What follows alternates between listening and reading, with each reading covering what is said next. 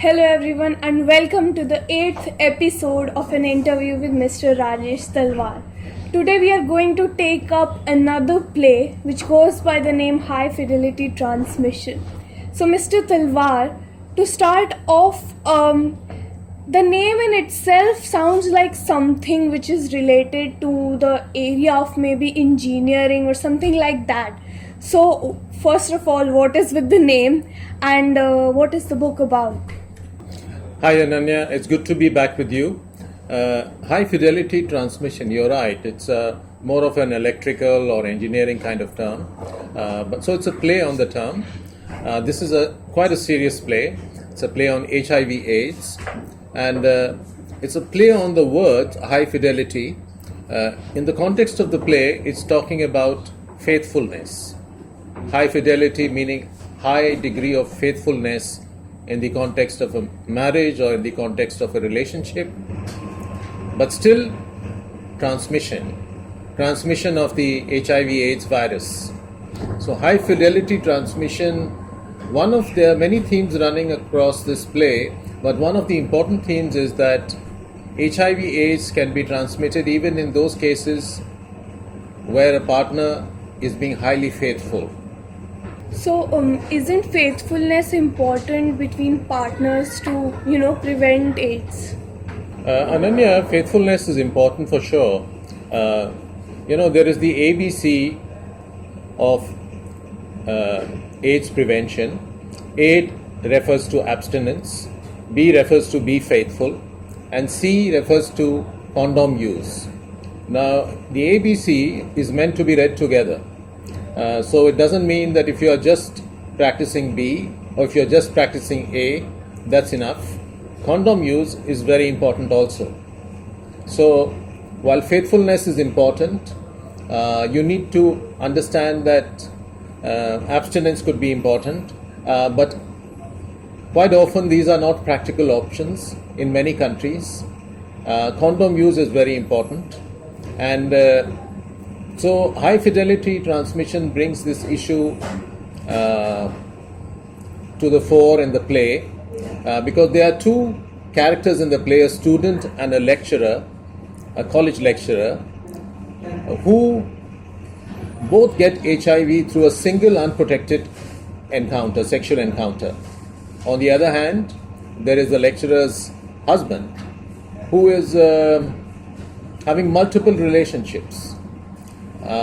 But he's using the condom and he doesn't therefore get HIV/AIDS. So it's really it's a process of scientific transmission. Don't bring morality into it. You need to practice safe sex. So this is one of the themes. A lot of themes are running through this play, but this is an important theme that quite often, for example, in African countries, the wife gets HIV through the husband, and abstinence is not an option. Even if she is faithful, she might get it because the husband hasn't been faithful. So safe sex, protected sex, these are important things to contain the disease. So how did you come about with the idea of writing this play, and when did you write this play? Before, I started on an international career. I was based pretty much in India. I used to be a lawyer. And during that time, I became associated with a group known as ABVA, AIDS Bhedbhav Virodhi Andolan, or in other words, AIDS Anti-Discrimination Movement. This was a group of people used to gather in a coffee house in Connaught Place, and they would talk about discrimination in the context of AIDS. I wasn't a member of the group as such, but I was a kind of legal resource for them, so I used to go there to attend those meetings frequently, and I spent some time with them. I was associated with them for a period of time, a couple of years or even longer, and that became the inspiration for the play, as well as another couple of books about which we can have subsequent episodes. But today I think we can just talk about the play.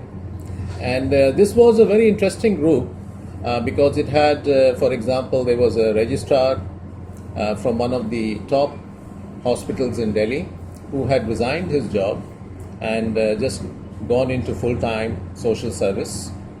There was a nun, a Catholic nun, who used to work in the red light area in GB Road in Delhi. She used to distribute condoms there.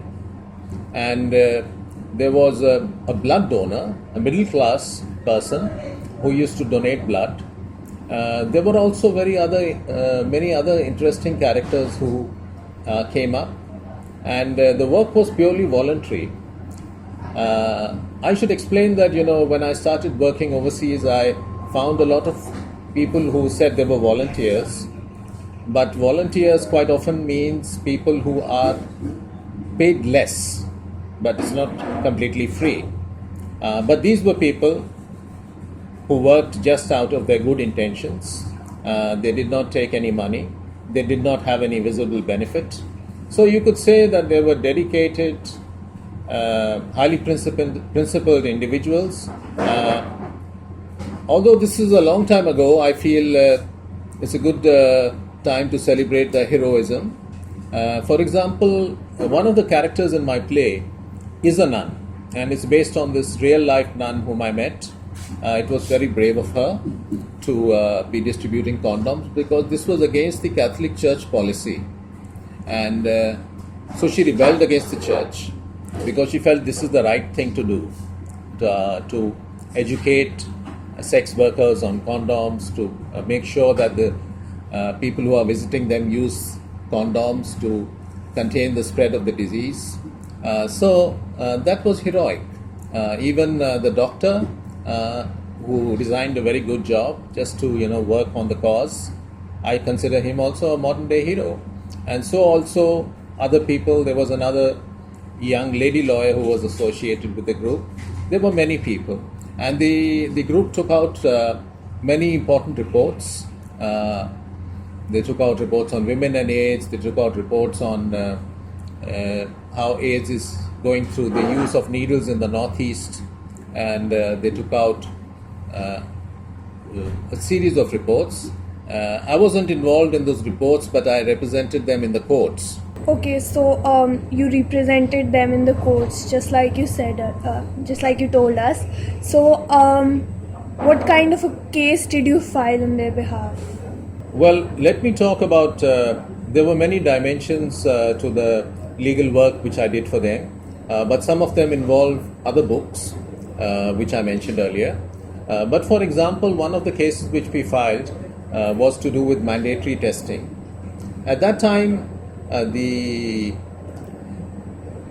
community at large did not have very much of an idea about how to deal with the pandemic, and they were thinking of it that we should just segregate these people, like you have leprosy colonies, that maybe just create colonies where HIV people, positive people or AIDS people, they are segregated.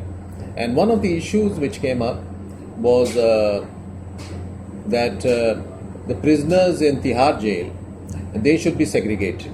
There should be mandatory testing. All the prisoners should be tested, and then the ones who test positive, they should be kept apart so that they can't infect others.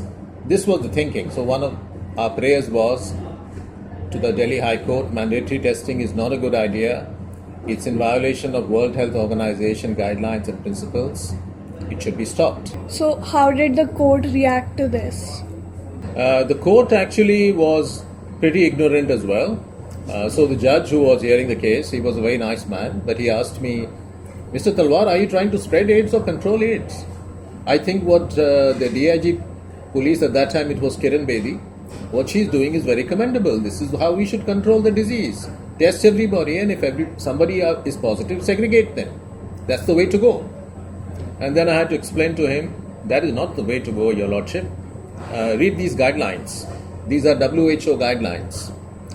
So he read through the guidelines, and then he issued notice to the Ministry of Health, to the National AIDS Control Authority, because he wanted them to give advice. And when they came to the court, they supported us. They said this is a valid case. The WHO has found that if you do mandatory testing, what happens is that it drives the disease underground, and then it spreads more dangerously. So it's not a good idea. So these were global guidelines. But what is interesting is that the practice had been started in the jail, and you had these big organizations. You have UNAIDS, you had NAIDS, the National AIDS Control Authority, you had the Ministry of Health. They were just sitting back, they were not doing anything. So it needed a small group of unpaid volunteers, genuine volunteers, to go to the court and file this case. And then everybody came and said, yes, this is right, there should not be mandatory testing. So sometimes you find that small groups, they are more nimble, they can take more initiative. You have big organizations with big funding, and they don't do anything, they just read the newspaper, their conscience is not outraged. But somebody in a small group, his conscience is outraged and he goes to the court, and with benefits to the wider community. So kudos to them again, and the practice was stopped. But this is only one example, but I don't want to stray too much from the play. So you wrote the play a long time ago, right? Do you think it is still relevant in today's time? Yes, Ananya. Actually, the play remains relevant, which is why it was recently reviewed by America's leading AIDS magazine, ANU, AIDS NU. That's the biggest magazine in the US, and they reviewed it. And they said it's still relevant. India has in absolute numbers the third largest HIV population in the world. So part of this has to do with the fact that we have such a huge population. But AIDS is a very important issue.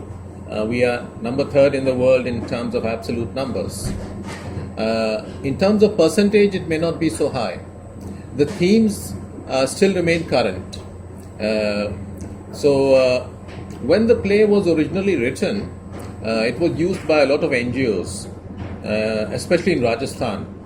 So in Rajasthan, there were NGOs who used this in reading groups to spread awareness. So people would play different characters, and then they would, get to understand the issues better, rather than just listening to a lecture from somebody.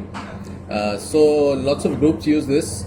It was translated into Hindi and I think Marathi, and used by NGOs. And then later somebody said, why don't you publish it? Now it's so much easier to publish things electronically. So then I took out a Kindle version and then a paper version. So the play remains very, very relevant, and it can be useful even for other countries. I have to say that once I began working on working overseas, I found other countries also with more serious problems, and so the preface has been updated to discuss some of the issues in those other countries as well. So can you mention some other countries where you've worked that has some aid-related issues as well? Yes. Well, in 2002, I went to work in Liberia, and at that time, the AIDS situation in Liberia was pretty bad. It was worse in Botswana, also in Africa, where in Botswana the situation was so bad that 1/3 of the population had HIV/AIDS. And the president of Botswana actually came on television in a BBC interview, and he said, I want to discuss. I mean, my country is in a crisis. Can you imagine 1/3 of the population is HIV positive? So he was very open. He said, give me ideas, I will do whatever it takes. I want to stop this. I was in Liberia. Liberia also, the situation was terrible.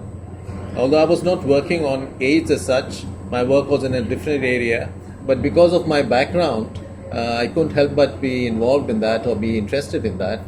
So we all used to be worried even going to the dentist, because the dentists, they're supposed to clean their needles, and so we thought, well, is the dentist going to be cleaning his needles every time? Because Liberia was in some ways a worse situation than Botswana, because it was also conflict ridden. There was a lot of violence, there was a lot of conflict, It was a post-war kind of scenario. There was prostitution. There used to be child sex trafficking, child prostitution. It was a really bad situation. So, and here is where the importance of education is very important. I remember that there were lots of soldiers who had come from Nigeria to help with peacekeeping. And these Nigerian soldiers, they were not briefed that please practice safe sex. So a lot of them, they went back HIV positive. And in Nigeria, in fact, I believe they were referred to them as that, oh, these are the people who came back from Liberia who got infected out there. So some education, some explanation, a proper briefing of all these to all these Nigerian peacekeepers, that would have helped the situation. So education is so very, very important on these kind of issues. I mentioned about the nun. Now this is high fidelity transmission. This is an important issue in Africa, which has, you can say, the continent which has been the most seriously affected, where there are countries where large percentages of the population have been become HIV positive. So there the church has done a lot of good work, but the Catholic Church, for example, they have been focusing on abstinence. They have been focusing on be faithful. They haven't been focusing so much on use of condoms, and this is unfortunate. Which is where there are lots of groups whose agenda is sort of driven by overseas forces. So you might have NGOs who will get funding, but then the people who are giving funding, they'll say that no, you have to handle this prevention of AIDS in a certain way, and that focus is actually not necessarily the best way to go ahead. So a lot of American funding has in the past focused on prevention, on being faithful, and hasn't focused enough on the use of preventive measures like condom use. So in a way, it's a wasted money. I don't want to criticize the church, especially in the Indian context, because Christians are a minority here, and the church has done a lot of good work, but they have not necessarily taken the best route. I'm speaking here, of course, about the Catholic Church. So there are lots of other issues. I should mention that one of the important issues which is discussed in the play is the issue of vaccine trials. At the time I was working with this group, there were some American doctors who had come to India and they wanted to do vaccine trials for an AIDS vaccine. And they were following certain unethical principles. Now, in order to carry out these vaccine trials in the US, they would have had to take all kinds of permissions. There would be a procedure to, keep people safe, to make sure that people were not exploited. And they thought they'd come to India and they would test the vaccine. It would be much easier. So there are millions of dollars, billions of dollars riding on such schemes. But if they are unethical about it, then our governments must intervene. They must stop these kind of unethical trials. And I think we still need to be careful to make sure that we regulate these things in a proper way, because there are big pharma companies, there are big interested people who say that everybody knows that if somebody finds an HIV vaccine, a cure for AIDS, that person is going to win the next Nobel Prize. And so this is one of the themes that runs through the book. So can you tell us more about the play, and if there are any other themes which are centric to AIDS which are present in the play? Well, let me tell you a little about the story, then you'll get an idea about the other themes which run through the play. There is this young student, Sanju. He finishes his board exams. I think he's in Delhi only. And then he and his friends, they've all finished their board exams, they've got a good result, so they decide to celebrate by going to a sex work. Unfortunate, but these things happen. And then Sanju, through a single unprotected sexual encounter, he becomes positive, HIV positive. The next character who comes into the play is a lecturer who's teaching in Delhi University, who's married to a doctor, and who's married to a lawyer. And she and Sanju also have one sexual encounter, and she becomes HIV positive as well. So these are both cases of, you can say, high fidelity transmission. It's not absolute fidelity, but it's high fidelity because it's just one sexual encounter.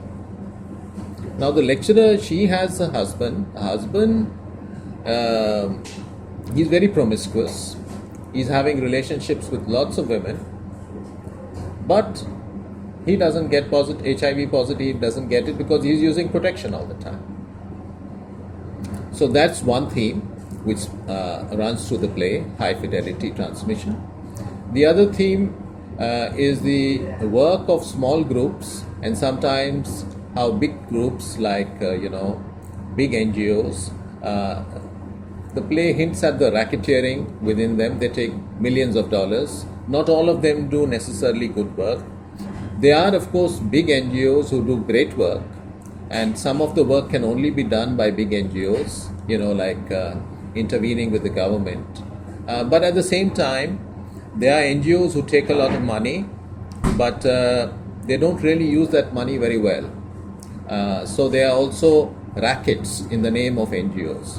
People who take a lot of money, but they don't really do seva.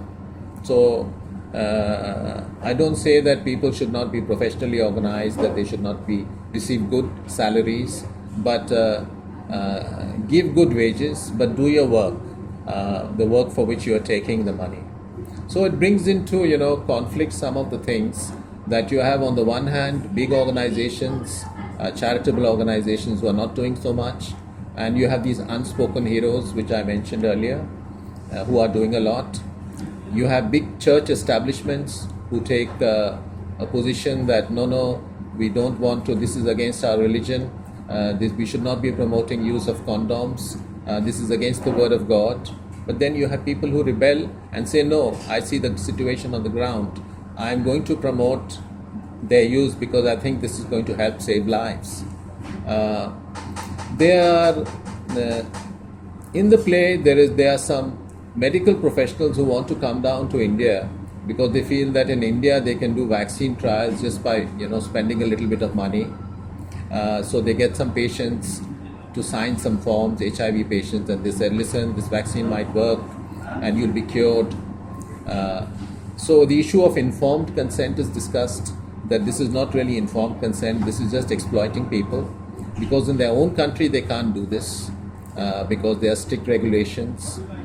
Things may have changed in India, but in many ways they may not have changed. Patients are still vulnerable, they are still too trusting, and sometimes you see other issues where the medical profession is not properly regulated. So that issue is also discussed. The issue of corporate greed, that yes, anybody who invents an HIV vaccine, anybody who finds a cure for AIDS, the billions of dollars are riding on that. So let's spend a few thousand, experimenting in a third world or a developing country. So there are all these kinds of issues. The issues of a young couple where both partners are HIV positive, because later Sanju, the boy, and the lecturer, they develop a relationship, a more serious relationship, and then one of them, the wife, is pregnant. How is the situation to be handled? So the real examples are there of this kind of a situation where an HIV positive couple, their child, how should it be dealt with, because if some precautions are taken, the child may not necessarily be HIV positive. So it's a very real kind of look at the disease from my experience, and quite often we don't have that kind of a combination of a blend of telling the truth, but also not just forcing it down people's throats, telling it in an entertaining way. So there are sections which are satirical within the play, there are sections which are even comic, And I also, during the course of this interview, I didn't want to take, just a very morose look that, oh, we are talking about such a serious subject, we should just be sad, because life is bigger than that. HIV patients also can lead a normal life for many years. So yes, these are some of the other issues. So, how have readers responded to your play? Well, I'm very pleased with this decision to publish the play after all these many years, because I've been able to get some reader reaction. Leela Interactions, this is a group which deals mostly with culture. They contacted me a year or so ago for an interview, because there are very few plays on AIDS. Some films have been attempted, but the films have also not been really excellent. So there hasn't been enough cultural exploration on it. My play has been read by a lot of Americans and Indians. And I have to say that the Americans have loved it. The Indians, there have been good and bad reviews both. I can't help feeling that in some cases there is conservative morality from the Indian audience, because we are a very caring people in India, but there are people who have a conservative morality and they have become very judgmental then. So, which is why a play like this is important, to kind of change attitudes. But some people, they feel that, somebody got HIV/AIDS, he must have been doing something wrong. They don't realize that, you can get something without you're necessarily doing anything wrong. And what is doing anything wrong? So this kind of conservative morality does come in sometimes. So, but in general, the play has been very well received, and I hope that it will be staged soon. But there are some strong issues, so you'll need a director who is a bit brave. The translations are already available in 2 languages, and so let's see how it goes. I'm hopeful. The issue, as I said, still remains very relevant. There are lots of silent tragedies in India which are not spoken about. We brush them under the carpet. We don't want to talk about them. But at the same time, there's change also. And India wants to change. They don't want to brush these things under the carpet anymore. So let's see how things go. I have to say also that I'm very grateful to the people I met, to the dedicated, idealistic people who were working on these issues without any reward, without any remuneration, just out of pure motives. I'll give you an example. This was shocking for me also. As I mentioned, this group, they took out many of these reports. So, and they never took any funding. So there was a policy that we will not take donations from anybody because we want to remain pure. Because they understood that if there's funding, quite often the funding comes with an agenda. As I mentioned that, you have American funded groups who will say that no, we don't want you to focus on condom use, we want you to focus on abstinence, because that is coming from a kind of conservative religious morality. So but this group, they were so idealistic, and I think they went to another extreme. One of their reports they were taking out, and I wanted to contribute, and they said, oh Rajesh, you can only contribute 1,000 rupees or 500 rupees, I forget. We don't want to take a contribution more than that. We want to limit individual contributions. And then they were discussing that we'll all donate our blood, and we'll sell our blood. And the money which we get from selling our blood, we'll use that to publish the report. So I was just scratching my head. I said, oh my God, this is too much. On the one hand, you have people who say, you have NGOs who say, more and more money, let it come in. And on the other hand, you have people who are saying that, no, we will sell our blood to take out the report. So maybe that is too extreme also, because I think one should not be too extreme, even in altruism.